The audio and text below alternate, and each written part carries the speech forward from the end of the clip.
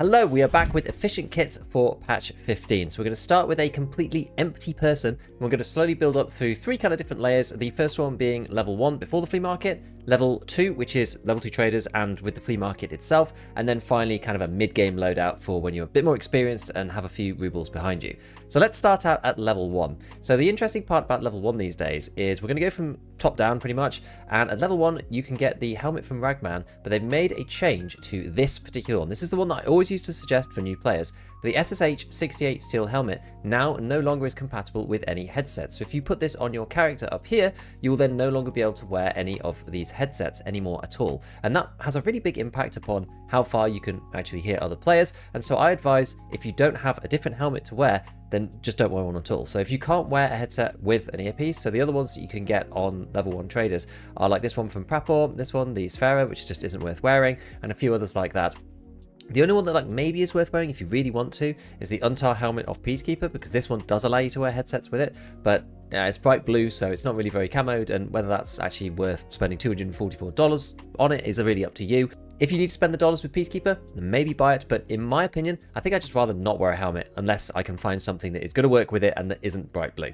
Now, we're always going to go and put a balaclava on our character. It makes a big difference having a balaclava. At level 1, you're only going to have this one, the kind of cheapy one. They've made this one sort of green in color. It doesn't really matter that much. You stick this on now, it just changes the profile of your face quite considerably, so that now you can't be seen as easily if you're kind of sat in a bush or behind tree line or whatever, because, you know, your face being very, very pale, you're going to contrast against leaves and bushes as you're walking past. So I think you're always better off having at least a balaclava on, and we'll just get one that looks a bit nicer as you go up the levels. So, earpiece, we're saying that it's very important. At the beginning, you only have two choices. There's one from Prapor that you can get, which is the GSSH. This is stereotypically known as one of the worst in the actual game. And this seems to be slightly bugged because there's usually another strap here. I don't know why that's not showing up. It's very, very weird. But anyway, the GSSH is the cheapest, but it's typically known as the worst in the game.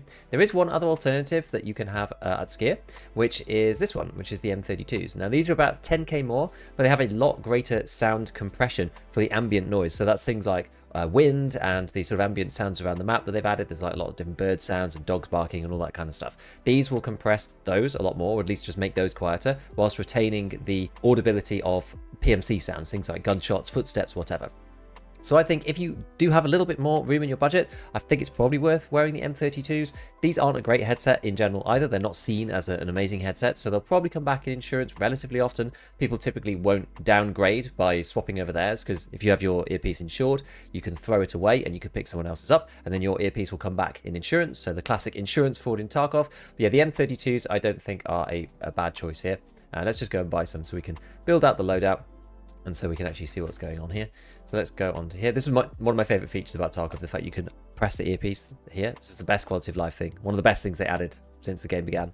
Now, we need to talk about armor. So armor, you don't really have a great deal of choice. I did talk about this in my early armor. There's really only a couple at level 1 traders, and they're all class 2 pretty much, the ones in cash. I usually go for the 6B2. Yes, it doesn't have sides, and the Packer does have sides, but the sides only cover your stomach anyway.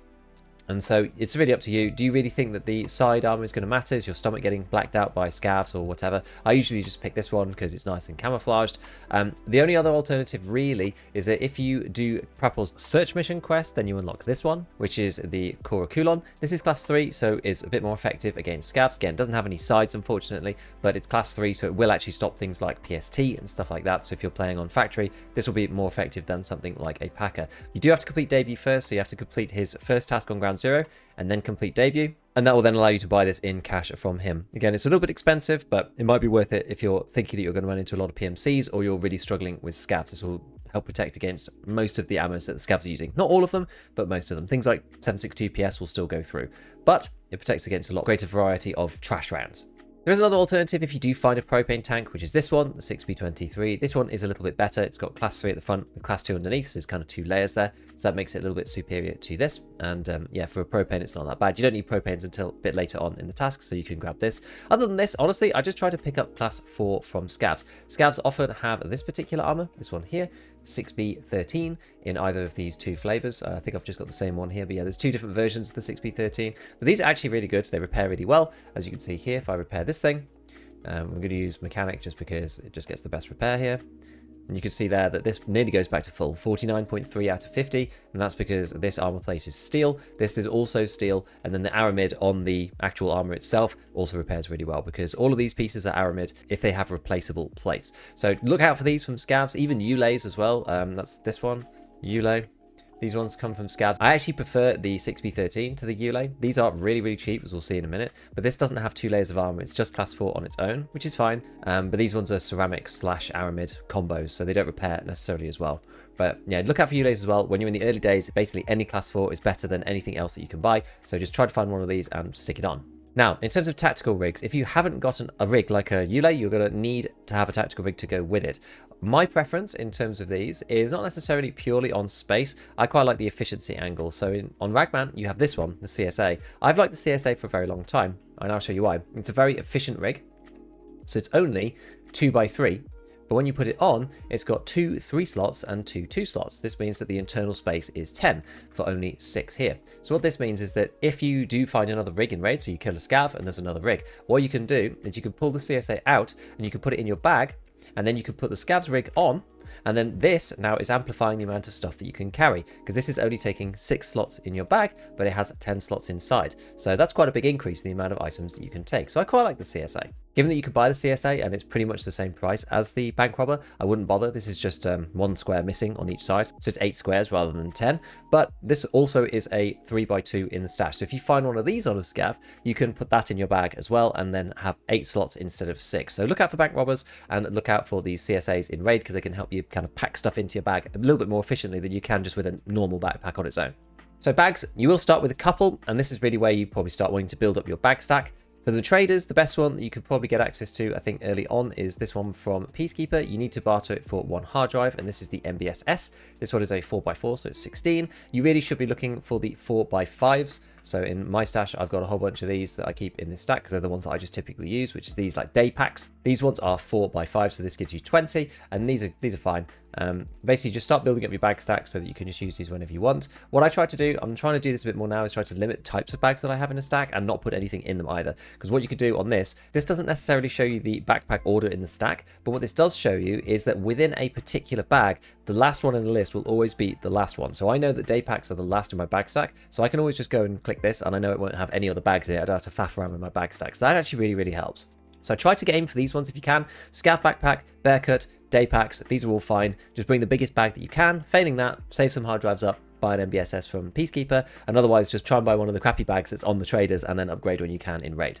So in terms of weapons, I've done a whole video about this, so you can go and watch that if you want some more in-depth information.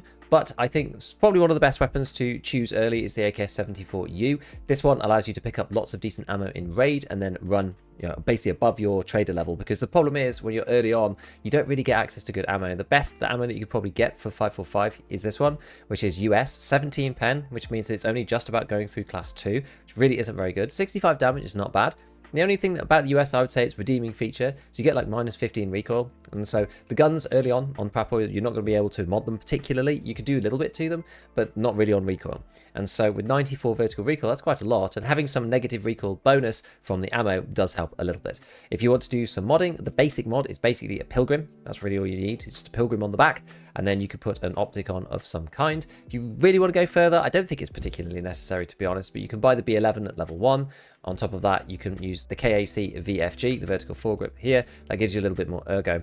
And then you've got slightly more modded gun. This also gives you a rail, so you can actually attach a side laser or something like this tactical blue, which is the one that I often go with, or a flashlight if you find one in raid. And this allows your point fire to be better. Point fire is a lot better if you have a laser or a flashlight on. It doesn't work if it's off. But if it's on, it gives your point fire a lot better when you're not aimed down sights. And then in terms of optics, it's like a whole different range of optics that you can choose from. Early on, for Picatinny style ones, Jaeger, you have to get to Jaeger 1 first, which means you have to complete introduction, but he has the Cobra EKP. If you're using the Cobra EKP, don't forget to use this, the Axion Cobra Sight Shade, because it is dirt cheap and it adds 3 back. So interestingly, the Cobra itself loses 2 ergo, and the Sight Shade adds 3, so you actually get 1 ergo for this combo in general. So that one's not bad. You can also buy the Burris from Peacekeeper. That one goes on this mount in particular, the Burris Fastfire Weaver base. So stick that on, and then you can buy this, the Burris Fastfire 3 Reflex Sight. So that one's easy to get as well. Those are 2 of my favorite ones early. And then there's two other options which are more for dovetail guns. So you can get that from Prapor if you go for the 74 UN, for example, or the 74 UB. You can see the difference between these two guns. This one's got a dovetail mount on it because it's got an N in the name, and the B is also the same. This one doesn't. So you need to use a pilgrim rail on the regular 74U, but the UN you don't actually have to do that because you have this thing on the side. So you can use Prapor's version of the EKP. This is the same thing basically, except rather than going on a Picatinny rail, it fits onto the dovetail mount of these special ones which have N, M, or B in the name usually. And then you can add on the Cobra shade as well for this one. Bizarrely, this one gives you -3 ergo, so it's actually just flat net neutral on ergonomics. Doesn't give you any advantage having this particular combo, but at least it doesn't lose you any, which most of them do. The other alternative for dovetail mounts, you can get this to work on the AKs, but it's the PSO. So there is these 3 PSOs. It doesn't really matter which one you use. There's a couple of different types, and one of them you can buy on Prapor himself. You can't add them straight away because what you need to do is you need to get rid of the top cover. Once you get rid of the top cover, you can then add the PSOs. This isn't the case for the longer AKs. The big AKs like the 74 and those ones, they could just add the PSO directly, but the cover gets in the way on the 74U versions on the shorties. And so if you want a PSO, you have to do it that way. The MOA isn't amazing, so you might want to consider using a longer gun if you want to have a PSO attached on here, but obviously you can't buy those at level 1. So this is a very early way to get an optic and be scoped in early. I would say in terms of the other weapons that you might want to use, it really sort of depends on like what ammo you pick up. If you're bare and you don't have any M855, if you do manage to finally pick some up, then yeah, maybe you could go over to Peacekeeper and use the AUG. This gives you a 1.5 times sight. It's not the best ever, but since the recoil change, this is actually very usable. Outside of this, you could use the Uzi. I used the Uzi a lot early wipe, and I thought it was super fun. Everybody gets a lot of 9mm, no matter you're bare or USEC. You either get PST if you're on bare, or you get M882 if you're on USEC. You just fill this thing with a bunch of 9mm. It's only 600 RPM, so it's very controllable. And one of the best parts about the Uzi is that you can attach a laser. If you attach this little mount here, and you then can do the laser blue on top, and you can also add a sight as well with the top rail 2. Any of these really, anything will do. Again, I usually quite like the Boris Fastfire from Peacekeeper, so you can have a laser and a little optic right at the start, which is difficult to do on some other weapons, including something like the MP5. So there's a little advantage for the Uzi there, and this is a head tapper, so low recoil, slow rate of fire, but does help you to aim on people's heads and manage to kill them in that way, because then you can avoid all their armor, which is quite difficult to do. Now the armor system has changed, and thorax is pretty much completely covered. You can't really get through and hit the thorax without going through armor first, which for 9mm is quite a big nerf. The other options then, I guess, for guns is the PP19. I don't want to spend too long on it because I did a whole video about this already. But if we look at level 1, we've also got the PP19. It acts very similarly to the Uzi in many ways. It's also very controllable and nice and slow rate of fire. And then you've also got the SKS. There's a regular SKS on Prapor without any mounting or anything. You can actually add a mount at the front, but it's a little bit awkward. The one on Jaeger is a bit easier to do. And this is the OPSKS, which has its own special dovetail mount here. You have to put this on either the OPSKS dovetail or the chote, but you won't have access to that. So you need the dovetail one really. This is another gun that allows you to take the PSO. So the PSO then will allow you to reach out a bit more. And with 1.69 MOA, the SKS is not a bad idea. But you probably want to get some better ammo. So if you're going to be using the SKS or 7.62 weapons in general, you at least want to pick up some FMJ at the bare minimum in raid. Otherwise, T45 is pretty good with 30 pen, and PS is alright with 35 pen. So if you can pick those up in raid, then that really helps. So yeah, if you can find anything decent for 5.56, then maybe you could use the AUG. If you find something decent for 5.45, then you probably want to use the 74U. And if you find something for 7.62 by 39, then you might want to use the SKS or the VPO 136. Depends on what you want. So we're going to go with our semi-modded AKS-74U just for the time being. You obviously want a spare mag or two as well to go with it. Now after this, we should look at the consumables. So early on, you don't really have a great deal of choice. You probably want to be using something like a cheese, as they're called, and you also want to be adding a bandage and something to heal heavy bleeds. That's kind of the bare minimum for the hotbar, is to have a painkiller and to have a heavy bleed item and a light bleed item. So that's like the bare minimum of what you need to do. I would always go, so I know that these S-March tourniquets are a bit cheaper than the cats, but these are 5-second use time. Whereas over on Peacekeeper, this also helps you get Peacekeeper spend too. He has the cat hemostat. These have gone up in price a lot. These are now $55, which is pretty expensive, to be honest. This is a lot more than it used to be. But I think the lower use time is probably worth it. Now, if you go and see my hotkeys video, go and look that up, then you can bind both of these to one key, so you don't have to think about it, and then use this one if you have a light bleed, which is typically a little bit less important. This allows you basically to heal a heavy bleed as soon as you press the button, and if you don't have a heavy bleed, then it'll heal actual HP instead. Painkillers I also put on an easy to reach hotkey. I actually put mine on tilde, so I moved the console away to control and tilde, and because I don't really need that in the moment, right? And so I put tilde on painkiller because it's kind of a panic button. It's on the edge of the keyboard. It's easy for me to reach. So once we've got this set up here, then we need to sort out at our secure container. Now, not everybody is going to have a gamma pouch. A lot of people will only have a standard account, which is going to be, just these 4 slots here. So if we go down and have a look at our selection of things, the problem with the secure container is that there are basically 7 different slots that you want to fill, and you can't choose to have them all. Really, you want to have a CMS to fix black limbs, a long-term painkiller so that you can prepay before going into important areas, or to leave a raid if you have a black leg that you can't fix.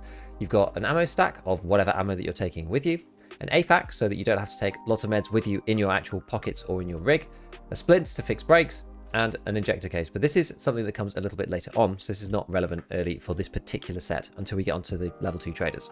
So in terms of what to pick, it's a bit tricky, but what I would say is that you need either a CMS or a long-term painkiller as an absolute bare minimum. You don't need both, but you need to have one or the other. And the reason for this is that if you get shot in the leg and it's blacked and you're in the middle of the map, if you don't have any more painkillers, these things are very, very short-lived. These are only 80 seconds. Surprising how quickly you burn through these, and also they are minus 19 hydration. So if you have to stack like 4 of these in a row, it's almost certain your hydration is going to hit 0. You're then going to be starting to take more damage. You also have stamina issues as well when you get into that situation, and so it's a bit problematic. So really, you want something that's going to take you a bit longer. Basically, the choices really are Golden Star, Vaseline, or ibuprofen. I think ibuprofen is normally one of the better ones because it only hits hydration and it is easy to heal that, whereas Golden Star hits energy, which is a bit more annoying if you hit 0. But that being said, this one you get 350 seconds on. Let's just look them up. We've got ibuprofen. These guys are 280 seconds, which is pretty long. And then Vaseline, I think, is a combination of both energy and hydration, which is a little bit annoying, but it's less on both. And this is 300 seconds. So they're pretty cheap. They're only 38k on the flea, but that's for in a moment. And this one is 280. So the Vaseline is actually slightly longer, but this only hits hydration, which, as I said, is less critical if you go to 0 on hydration than it is on energy, because on energy, you really start having some big, big problems and take quite a lot of damage. So if you have a black leg, you either need to be able to fix it with a CMS, or you need to be able to ignore the problem until you can get out of the raid. And with these painkillers, it's just not enough. This is fine for a fight, but it's not enough in terms of actually getting out. So there's a couple of different ways that you can cut this. The first one is like a CMS in here, a splint to fix any bleeds, then an ammo stack. The only issue with this is you don't have any long-term painkillers, but you do have the ability to fix stuff, and you do have painkillers on your hotbar, so that's not too bad. You're kind of missing a lot of HP healing from the AFAK. You don't really have anything to fix, as soon as this AI2 runs out, you don't really have anything else. So I think this is a little bit too slim in terms of HP. Also, given that CMS is a pretty scarce early, I think often I'd rather just go with the long-term painkillers and an AFAK instead, or an IFAK, whatever you have to spare, basically anything that's kind of big and is one slot, because this then allows you to still get out the raid. Yes, we don't have the ability to fix blacked limbs, but that's kind of a luxury that you can't really have early if you're also running this kind of case, because you don't really want to put any of this stuff in here because you can't get it back yet. But this gives you a lot of HP. You've now got 500 HP's worth of meds. You can fix a break if it happens. You can just ignore the pain and get out of the raid with the long-term painkiller. And then you have an ammo stack as well, which is going to be one of your more valuable resources if you've picked up something decent. Some people are tempted to take a grizzly early. I wouldn't do that, honestly, because that kind of violates this first rule that we had, which is of a long-term painkiller and a CMS kit being one of the absolute necessary items. If you have a grizzly in here, yes, you can fix all of your health problems. You can fix breaks as well, any bleeds and all of that kind of stuff. That's no issue. But the problem is that as soon as you get something blacked, like a leg, and you run out of painkillers, you're kind of screwed, and the grizzly won't help you with that. So you need at least one of these. So I'd probably be inclined to go for, long-term painkillers of some type, one of the ones we said already, Golden Stars, Vaselines, or ibuprofens. You might not always have them, might not always be able to pick them up, so you might just need to replace this with a second Analgin if you can. And then an AFAK, splint, and a stack of ammo. The splint is not truly necessary. There are other reasons why you might want to get rid of a splint here and just carry splints up here. Like, breaks are not actually that critical in Tarkov a lot of the time, and can also kind of be ignored with the painkillers. So there is an argument to just get rid of this. And also, especially if you're tasking, there's one new way of getting a key tool these days, which I think a lot of people are aware of at this point, if the game will ever actually load for me. Over on ref level 1, if you go and do the single quest you need to do to unlock ref level 1, if you do have arena or you decide to buy it, I think you get this many GP coins anyway, so you can just transfer these over to the game and just buy a key tool. So there's a bunch of people who from level 1 have been having a key tool in this slot to go to dorms and customs and all the other places that they need to. So it depends on what type of player you are. I typically don't buy a key tool. I usually just use the Gingy wallet. This is one of the reasons why this new case is quite good, because you can keep lots of keys in it. So the Gingy wallet, there's tons of people who don't realize this is actually a key tool, that it's not just a streamer item. So you can keep keys in here, and I often do this. I haven't even bought a key tool myself. I end up just skipping that and going straight to a docs case usually. If you do have the gamma, obviously it's a lot easier. You can go CMS, you can go Ali Splint, IFAK, golden star or whatever kind of long-term painkiller you want in there, and then 2 stacks of ammo. Usually what I did early wipe is I just left 2 slots open. I didn't feel like I really needed too much extra stuff in here. The beauty of the AFAK is that it stops heavy bleeds and light bleeds as well. So you have 1 item up here to fix heavies, 1 item to fix lights, and if you do get another one, you do have an emergency AFAK up here just to fix it, right? Light bleeds are very, very cheap to fix. Heavy bleeds in a real pinch, if you're really desperate, you can use 170 HP of the AFAK to fix them. But, you know, I'd left 2 slots just so I could take stuff out of raid with me, things for the hideout, and I wasn't having to, you know, push a CMS or alu splint out of my secure container and put it up into here. So I use those 2 slots to just kind of get a little bit of extra progression. So yeah, obviously with the gamma, it is quite a bit easier. So next, we're looking at level 2 traders and the flea, kind of as a bundle. So we'll go through all of this stuff. But first off, we're going to start at the top again. We still haven't actually worn a helmet. Obviously, at this point, you probably found a helmet in raid. Maybe you found something like a Tac Kek or one of the Ratnik helmets, but now we can go and buy it. So at level 2 Ragman, which does come a little bit later than the others, at level 17, and you have to complete a couple of his quests. But now you can get this one, the Digital Flora Ratnik. Given that you have access to the flea at this point, you can buy bleaches directly from there. And bleaches are extremely cheap. Like, look at these. These ones are insane. I'm actually just going to buy some of these now. We bought the last 3, but that's only 8k. And now we can go and trade this for a helmet. It's like 16,000 rubles for a helmet. It's almost the trader price. I reckon you could probably even sell those back for pretty much the same price as which we bought them. Yeah, we can actually sell them for more than we bought them for, which just shows what value that is. So we could use this. And these helmets then allow you to wear whatever headset you like. At this point, you can choose a headset that you want. There's lots of different ones. Different people have been doing headset testing. I've done my own set of headset testing. My favorites at the moment that I'm using are the Safariland Liberators. It's not 100% conclusive yet on the headsets. I looked at, you know, maximum hearing distance and some elements of compression and things like that. And for me, I feel like Safariland Liberator is probably the sort of middle of the pack that I'm going to try and use at the moment. But, you know, maybe this list will change as we do more extensive testing later on into the wipe. The other one that is maybe quite good is the Swordins. The Swordins came pretty high. I don't really like the way that the Swordins sound, but they're pretty much okay. They have a decent range on them and decent compression too. And so you could pick these as well. These are kind of my other sort of choice, I guess, alternative for people. But I quite like these ones, the Liberators, and these are the ones I'm using at the moment. Only thing that I would say is do not bother with Prapor's helmet that he has at level 2. This is the other version of the Ratnik. So imagine bleaches are really expensive or something and you think, oh, well, I just want to buy a Ratnik helmet and have a class 3. Well, this thing is 39k. There's really not much point doing that because we'll use this for one of the better builds in a sec. But the TC2000 series are almost always about 40,000 or something. So that's basically the same price and you go up a class. Like there's no reason this is actually even cheaper. There's no reason to go and get the Ratnik from Prapor. You may as well just buy one of these class 4 helmets instead because it's just better and it's basically the same price. Now that we have level 2 traders, we can go up to something a little bit better in terms of balaclavas. Doesn't really matter. You can choose this one, the Cold Fear Infrared or the Shamar in Tan. Both of these look pretty cool. I quite like the Shamar in Tan. I think that makes your overall outfit look a lot better. You look a lot more tactical rather than having the balaclava, which is like having a sock over your head. But this is pretty fun. I think you probably technically do want to wear this one if you want to be the most camoed because it's darker and you can be seen a little bit less easily with it on.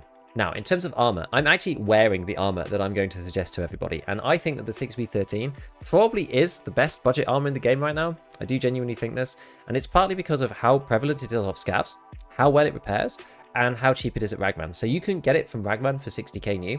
So that kind of like puts a kind of cap on the pricing of the armor itself. Like you can see you could buy these from Ragman here for 64,000 and they are new. And when you look on the flea market, often they don't have any of the armor pieces in them. But you got to remember that there are 2 different versions of the armor here. And as I said, so the armor plates, this little logo, just making a note of this, 0 out of 2 means that it doesn't have any armor plates in. You can inspect it, so right click inspect, and there's no front plate or back plate. And so this means you're going to have to put plates in to actually make it work. There's 2 versions though, the 6v13 Assault Armor, and this is one Ragman sells, and then there's the Digital Flora, which is the one that comes from scavs. Now often, because it comes from scavs, as you can see here, people are leaving the plates in. So you can buy these, you can see it's found in raid. Somebody found this in the raid, they came out of the raid with it, they decided to either sell it, like this one's not found in raid, so this is somebody's armor that they're just junking, and they're putting it underneath the prices of these other armors. 35,000 rubles for this armor is an absolute steal. This is cheaper than the Korokulon at level 1, which is insane. And this is class 4 armor here with a class 2 underlay there. And this is really good. This is honestly really good. This is basically the staple armor that I've been using, this kind of thing, for most of the mid game until you get to class 5. Like, this is really what you should be doing. It repairs really well across the whole thing like we saw before, and they are dirt cheap. Now, if you're unlucky and there's nobody selling them with the armor plates in, well, you have to go and buy those separately, but they're also really cheap usually, because sometimes people split them out and put them on the flea separately. So we're going to go and look at whichever is the cheapest version over here. This is like 48k, so we're going to go over to this one and go 42k. So you'd buy that armor carrier, and then we do a linked search on the armor itself, and we look at gear components. So there's a couple of different pieces that you can get. The custom backplate is this one, which is the class 4. I would say this is actually looking quite expensive at the moment. This is one of the most expensive prices that I've seen for it. This is usually under 15k for the backplate. And then you have 6B33 front plate. This can be bought from Prepple later on, or just bought from the flea market. Again, this is actually relatively expensive. I think later on we'll see a better supply of these coming, because they're coming on scavs constantly, so that just depresses the market price for these. So if you see them at around 10k, same with the backplates, and the actual armor vests at about 30k, you could buy that and get the whole rig for 50k, 45k if you can get it with the plates in when people are pricing them under. And don't worry about buying these broken ones, because they repair it really, really well. So even though this is pretty expensive at the moment, as far as I'm concerned, that's like 18k plus 15k, so it's only just over 30k for that, and then 50k for the actual rig itself. And so we're looking at 70k for class 4 armor, which is about the same price as it is on Ragman. This is assuming that you can't buy it from him directly. There are a couple of other choices as well that have replaceable plates. One that I think is actually slightly underrated is the TV115. This previously was an absolutely horrendous rig, but now it's not too bad because it does have class 2 underneath and it has the plates here. It doesn't have any side armor, so there's one thing that you do have to bear in mind. The 6B13 does have at least class 2 on the sides, so it stops you getting buckshotted to the sides and having a lot of your health taken away and giving you bleeds and all that kind of stuff. But if you're not as bothered about that and want something really cheap, then you can go for one of these. This is only 37k, which for the carrier is not half bad. Sometimes these come with plates as well, so like if you scroll down, you can see the prices are actually all very similar. And if we look at this one's got plates in it already. These are only class 3, so given that you have the flea market, I would advise not doing that, but basically you can go and sell those plates. And what you want to do is do a link search on here, and we'll go and look through the gear components. Some of these things will be class 3, like the AR500 Legacy. This is class 3, it's why it's only 10k, so kind of rubbish. And some of them will be class 4. So the ones that you want to look out for, as I've always said, is the monoclete. Monoclete's one of the best because it's very, very light. Monoclete's pretty good. Noosphere Tech is also pretty good. You can buy these directly on Peacekeeper later on, but not early. So given that these are more expensive than the monocletes right now, I would just probably go for the monoclete. And as you can see, they're only 17k. And then the other alternative is the Kibble Arms Titan. This one is all right in terms of weight. It's actually only a little bit more than the Noosphere Techs, and this one is very protective for a class 4 armor, but these are typically quite expensive on the flea. I'm not 100% sure why. Maybe because it's kind of technically top of effective durability, but I mean, I always just go for the monoclete because they're so inexpensive. So you could stick 2 of these monocletes in one of those TV115 rigs, and that would also be very similar to the 6B13, except now you get a rig with it. And the TV115 isn't actually terrible on the inside. It's not got the worst layout ever. It's got 3 3-slotters, which is pretty cool, and then 2 2-slotters. So it's not that bad. Some other options, the MMAC. I like the MMAC, this is pretty good, but usually it's kind of expensive. These do drop with the plates in them, with these ones, these monoclete plates inside. So sometimes you can just get them straight like this. Like this is a pretty decent rig, 85k with monoclete plates inside. Repair this is going to cost very little and also go nearly back to full because these are ultra high molecular weight polyethylene, which is one of the best repairability armors that you can get. 85k, it's a bit more pricey. Probably stick with the 6B13 if I was you, unless you're really desperate to have a rig. Another option is the Banshee. This is another one that comes with those nice plates in them too. Occasionally you can find them, like this one, 89k, that's got the stuff in it, but this is really cheap, 42k for the carrier. So that's not bad either. This is very similar, class 2. You get left and right side and you can put plates in as well. Not that you probably can at level 2 traders. Once you get to Peacekeeper 3, then you can put side plates in, but not just yet. You technically can buy them on the flea. So if you do a link search from this, we're going to have to see because the price of these are probably going to come down and down as people start flipping them. But they're called the SSAPI level 3 plus ballistic plate side, which is these. And so when you get to Peacekeeper 3, they're $76 each, or you can buy them for about 20k on the flea market. Whether that's worth it to you depends on exactly what kind of quest you're trying to do and whether you really want to be, geared up as much as you physically can be. Having class 5 around the stomach isn't too bad. It does really stop you from getting, huge amounts of damage there, especially if people are using heavy rounds like BCP FMJ, for example. So that's another option with the Banshee. And then there's another one which I want to point out, which is sometimes quite cheap, and I think is a little bit of a secret one, which is the ANA Tactical M2. This is usually really cheap as far as carriers go, and the best thing about this is it's class 3. You don't get any neck with this though. This is the problem with all of these armored rigs, is you don't get any neck. So the 6B13, you will get some neck protection on there. Class 2 stops you getting buckshotted. Sometimes it might save you, but if you want something that's got a bit more punch against players, class 4 armor with a class 3 underlay in it is pretty strong. Class 3 underlay armors are, you know, the next tier up. You're basically either class 2 or class 3 underneath, and this is the next tier up, along with the Thor, which is another armor that I really quite like, and you can get that from Ragman relatively early, at level 2 in fact, after you completed certain quests on streets for him, and this one is also level 3, but again, there's no neck, so this is the issue. You get the side plates, but no neck. So this one's also pretty strong, but I would typically go and buy this from Ragman directly once you've completed his tasks to allow you to do the barter with him, which I don't know, it's all the way down here. I think it's the internal price for S Diaries is quite high in the game, but these things only cost you 38k. So you can basically get this Thor for under 80k with 2 sets of plates in it, which is not bad. Now, in terms of rigs, you can carry on using the CSA for this nice, you know, efficiency setup. One that does become open to us if we jump over to Jaeger. The Jaeger 2, he has the Tarzan, which is one of probably the cheapest rig in the whole game, I would say, once you get access to the flea market. So it's 1 hunter matches, 4,000 rubles. I mean, it's absolutely insane, isn't it? 4,000 rubles for the hunter matches. You can just go and buy one of these Splav Tarzans. It's not necessarily the lightest rig ever, and it's not the best rig in terms of space, but if you're talking about efficient kits and budget, then it's honestly great. For 4k, you can sell this back to Ragman for like 12. So every time they come back in insurance, you can just sell it to Ragman, buy more hunting matches, and just get more from Jaeger and just kind of circulate them that way if you want to. Otherwise, just carry on using the CSA. It doesn't really matter too much, but I like the Tarzans in the mid game. So, weapons. You have a lot more choice now that you have the flea market. You can carry on using the AKS-74U. A lot of this comes down to ammo at this point. So in terms of bullets that you can actually buy all the way up to BT. This is the best that you can get. For early builds, like when you're just getting to the flea, I don't think that's necessary to be spending 700 rubles around. PP isn't too bad, and this is 398 or so. This is about 400. These can't be bought anywhere, so this is just fleet only, but it sits somewhere between PP and PS. But these are, yeah, 34 pen. The one that's kind of like the staple round, which isn't going to deal with class 4 armor particularly well, but is PS with 28 pen. This one can be bought from Prep All 3, and this is why the prices are so low. So if you want to kind of spice up your mags, use PS at the bottom and then either PP or BT on top. It's a good way to stack those. Alternatively, looking at 5.56, we talked before about the AUG. Don't necessarily recommend the AUG. It's had a big recoil nerf, and on Peacekeeper 2, you get access to the G36C, which I think is a really lovely weapon. I really, really do like this gun a lot, and it doesn't really need much modding. The best thing you could do here is basically take the War Comp from Skier 2. This is the early build for it. And then add on the monster suppressor from the flea market. That's normally really cheap. It's normally between 30 and 40k. So yeah, it's even under that at the moment, 28k. So you can go suppressed and then just put on whatever you want under here. VFG is just fine. And then stick on a sight of your choice. That's it. And put a laser on the side.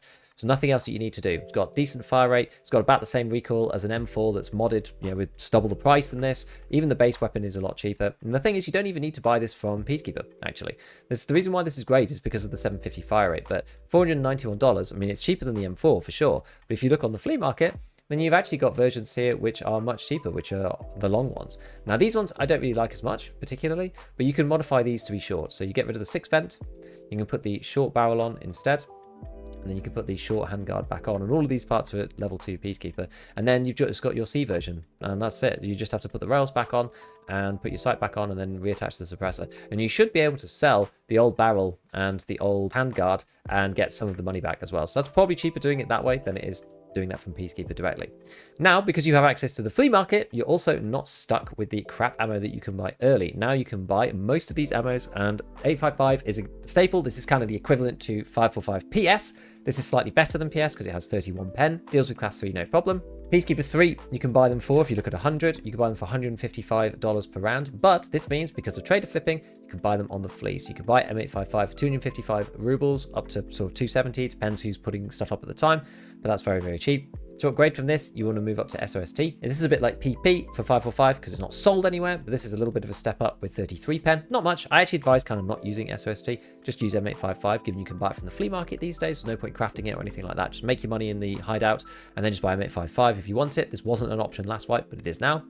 And then you move up to M856A1. This is the best ammo for 556 that you can buy on the flea market because this is 38 pen. This will deal with class 4 armor fine, but it's very, very expensive. 50 rounds is going to cost you 62k. So I advise at this point, if you're early on in progression, top load, maybe 10 rounds in the top of a couple of mags, 1 or 2 mags maybe. Only take like 10 or 20. You can keep them in your secure container for your ammo stack if you want to, especially if you've got 2 ammo stacks, then it really helps. You've got a stack of M855 and a stack of 56A1. Then you can kind of choose when you're going to use the 56A1. Are you in the middle of a really big fight? You need to top load a bit of extra 6A1 in there just to get some kills or something, but it's just annoying wasting these on scav. So you just have to be a little bit careful about how you load these into magazines. There is an option for tagging magazines. Some people don't realize about this, so let's just unload this magazine. Doesn't really matter what it is. Right click tag, and it doesn't actually show up. The tag doesn't show up unless it's sideways. So there's only enough space to show what the tag actually says. So you can do reset tag here to delete it, and then tag there, so like PvP ammo or whatever.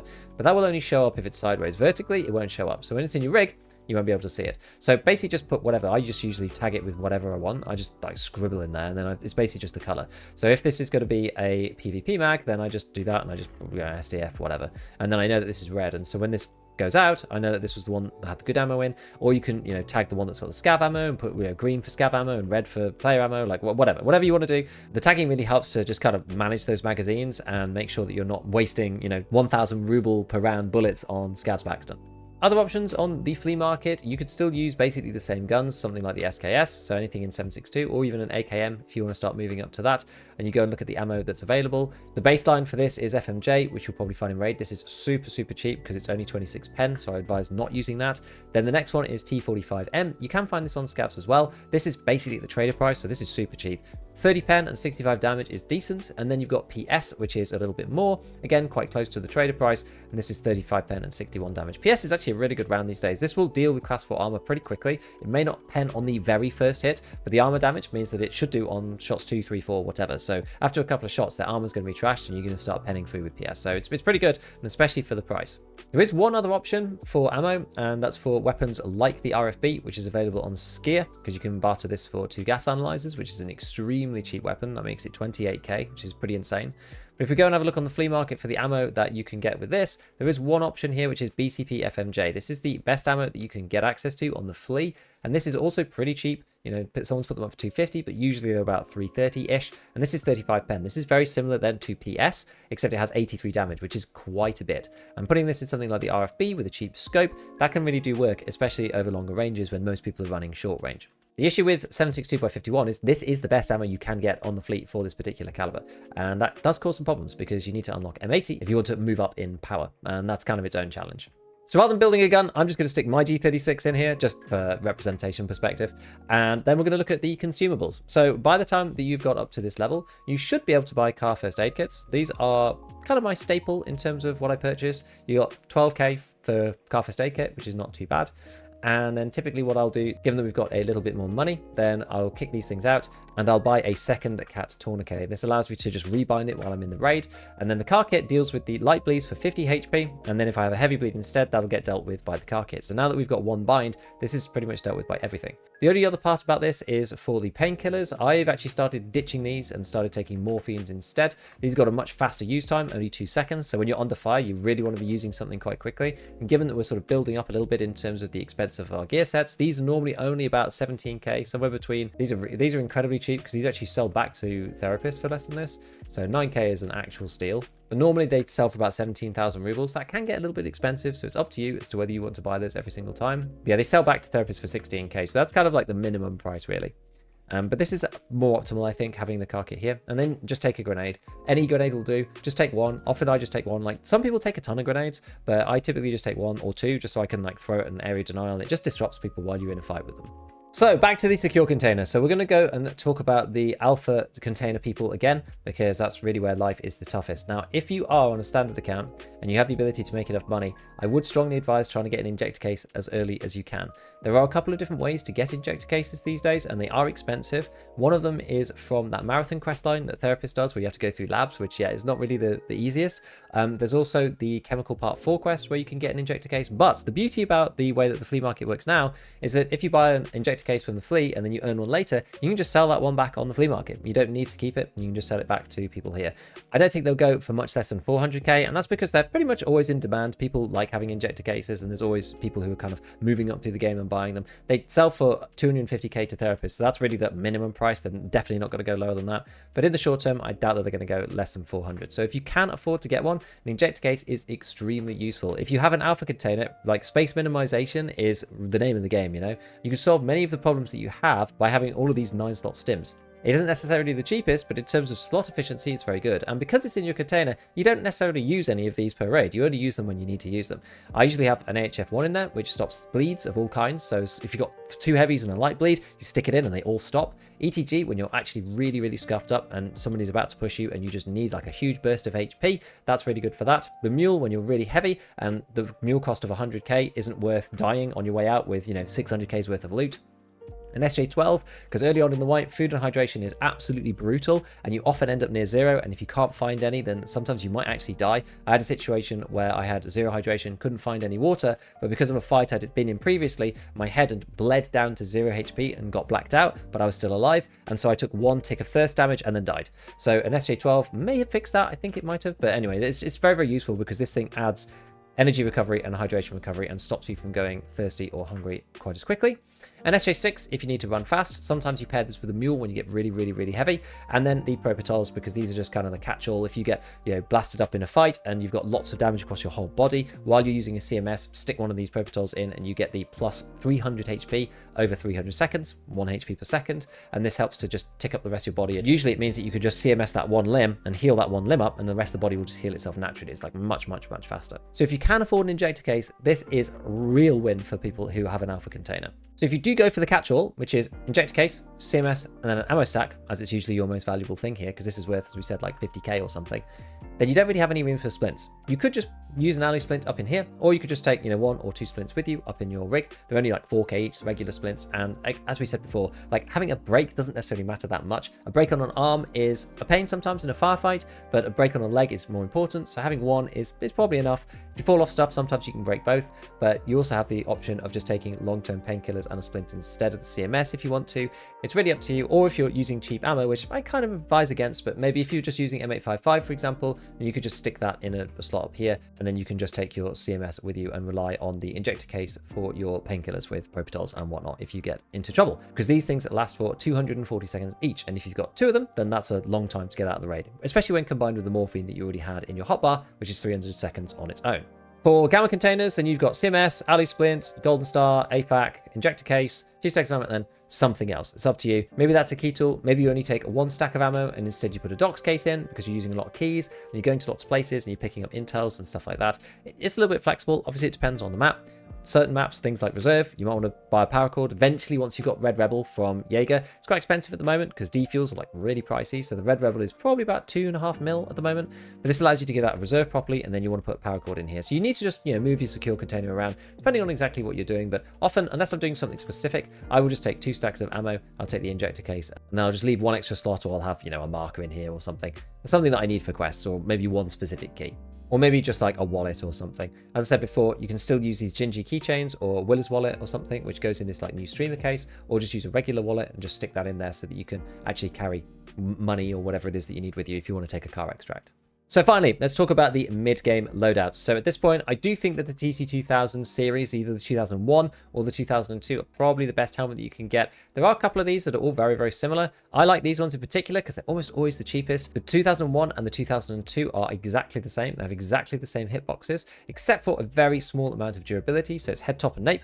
Head, top, and nape, and that's it. This is 32 durability, the 2002s, and this has 30. It literally makes no difference at all, so I just pick whichever's the cheapest at the time. This one is 17 out of 17, so that was scuffed, so don't buy that one. But anything that's kind of near max durability like that for 36k is pretty good. I quite like that, so I'd probably buy that for myself. Or you go over to this side, and we've got this one for 32k, which is also fine. You can see I've got quite a few of these in my stash. You've then got a couple of the other ones, the ACHHCs. These are the same. These are pretty expensive because they've got a nice black color, so people like those. And then this one, people don't like as much because they kind of shine. These are 46k. These are typically more than the TC2000 series helmets. You've also got the Bastion as well, which is very, very similar, and this is 60k, and so yeah, the TC2000 series is the ones that I usually wear.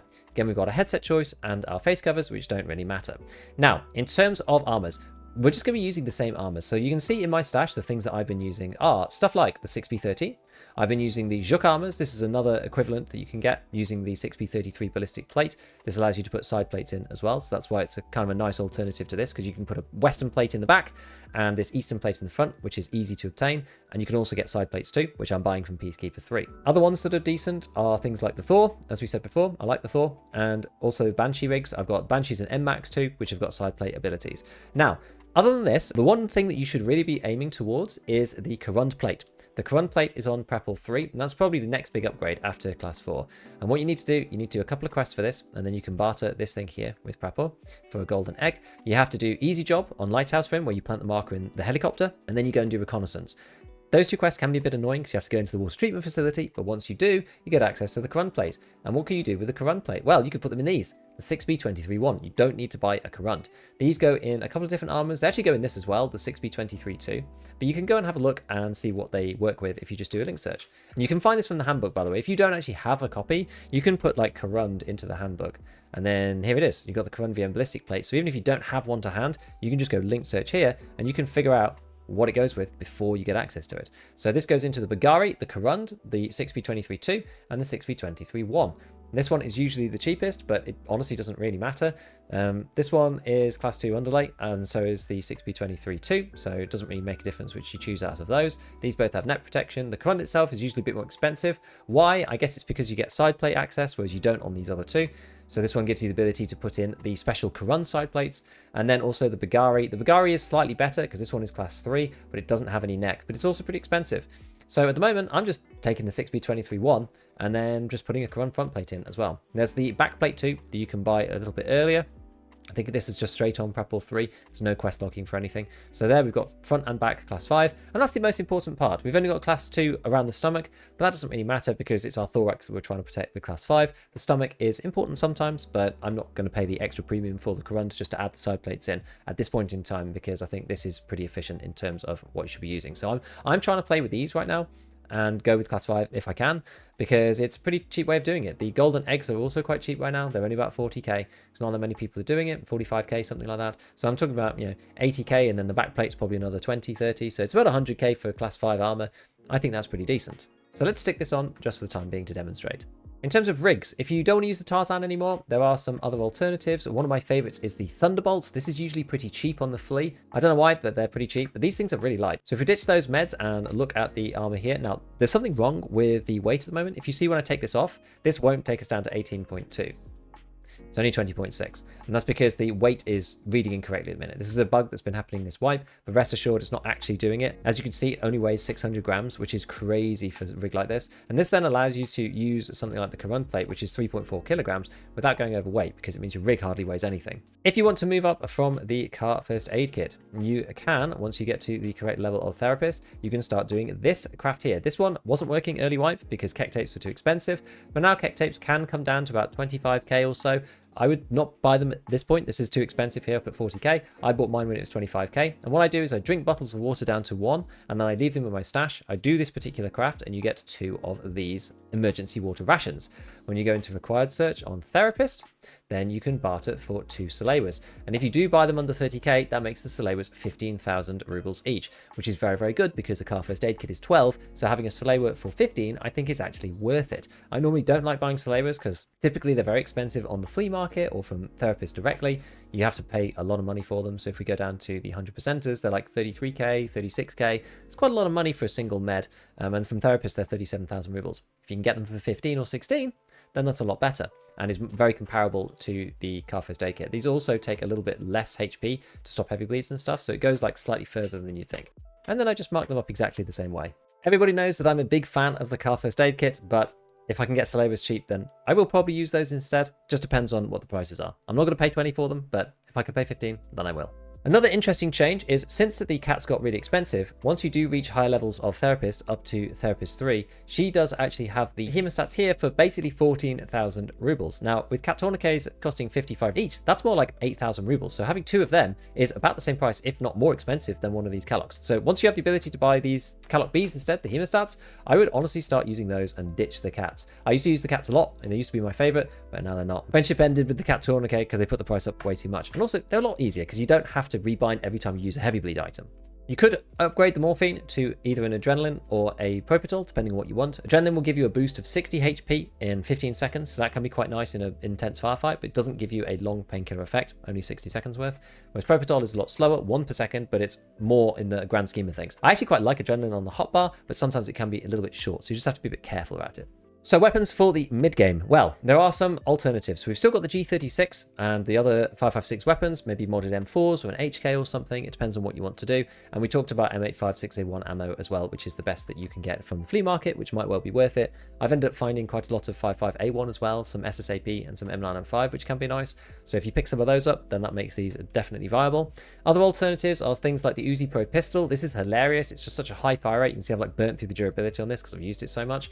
But the beauty about these is that you can buy better ammo. We can now move up from PST up to AP 6.3. We could do this before, but you can buy it from Peacekeeper 3. I've actually bought this because I was reselling it on the flea market, but at 500 rubles a round, that goes very quickly in these kind of ones, whereas if you're buying it directly from Peacekeeper, then that can be pretty good. Although, yep, you can buy it from the flea if you want.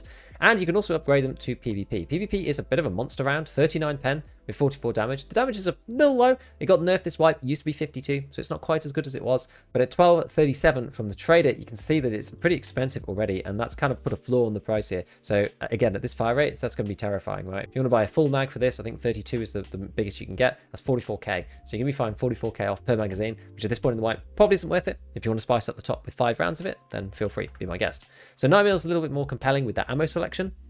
We said before, you have BT from the flea for 545, so you can use that with various AKs, AK-12 for a nice fast fire rate, for example. Another one that's really strong that I haven't actually used yet, so I don't have one of these guns in my stash, but I'm probably going to do it at some point, is start to look at the AK-104s and the 103s. So these things do actually have pretty good ergo to start with, and we can mod them out pretty much like any other AK.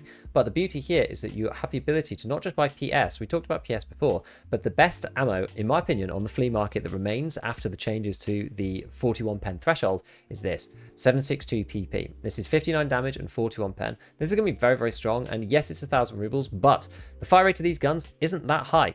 It's only 650 RPM unless you buy the mutant. You can also buy the RD704 on the flea now as well. So in theory, you could use one of these relatively early, and I think that this would work quite well. These are quite cheap, actually. A lot of people don't really like them, but I like the RD. It's one of my favorite guns within 762, and I'm yet to use it yet, so we're going to have to see how it goes. But this with PP in it is going to really be very, very strong right now, so I might give this a try soon. I think it's a really, really good option. The issue now with 762 NATO is that, as we said before, BCP FMJ is the best ammo that you can buy for this caliber. There's nothing better that you can get on the flea, because M80 is blocked behind Peacekeeper 4, and you also have to do a bunch of quests for it. I was doing these quests the other day. You have to go and do Revision Lighthouse to unlock M80. You can't get it until Peacekeeper 4, which was actually different to last wipe. It was on Peacekeeper 3 previously, so it's even further out of reach now. So BCP is the best you can get, which kind of doesn't really justify running the 7.62x51 guns. So if you do want a proper DMR that's going to hit really hard, I think the SVD is probably the next best thing. Yes, they're expensive. Yes, lots of people are using them for Punisher, but you can get LPS, which is the equivalent bullet for M80. It's got about the same pen. This is slightly better, actually, 42. So this goes through class 4 like a butter, and with 81 damage, it's extremely powerful. You can only buy it on the flea market. There is no purchase for this anymore on the traders. It's gone, which is very unusual. And the next step up from that PS is now not allowed on the flea, because LPS is like just on that threshold. It's 42 pen, and they let it in. You also have T46, which is pretty good as well. This is a tracer, so it's maybe not as good. This is a lot cheaper though, and the reason why people are buying LPS is because it's not a tracer bullet. So if you're using this in like an SV98 or something, it's much harder for people to see where you're firing from. But yeah, with T46, you are going to be showing where you're firing from. But with the SVD, maybe that's a bit less important if you're not using it as a proper marksman rifle over 400 meters or whatever. Given you can then spam bullets with this actually might be not a bad idea. And this is available at Prepor 3. So I think the SVD is probably also quite strong now if you're looking for a DMR. Just shelve the 7.62 NATO guns until you get to Peacekeeper 4 and maybe use this instead. As for the secure container, it's pretty much the same. We didn't change anything here, really. There's nothing else that you can really do here. I've kind of gone through everything with the injector case and whatnot, so just fill out your injector case as you like. This is the way I do it, as I said, with HF1, ETG, Mule, SJ12, SJ6, and then 2 Propitols in here, or Propitol and an Adrenaline, depending on how I'm feeling, but at the minute I'm going sort of 2 Propies. But yeah, it's pretty much the same, and that should tide you through into the mid-game until you can access more of the actual Class 5 armors. So the short-term goals really then is probably getting an injector case, which is pretty important, and then trying to move your way up to Class 5 armor at Prepor level 3 by using this Corona VM play. And this will just mean that you're a lot more tanky in raid in the mid-game. So I hope that helped give you some ideas about what to run as your loadouts and kind of where you should be getting to in the stages of progression. As always, a big shout out to all my patrons, and as usual, have fun in your raids.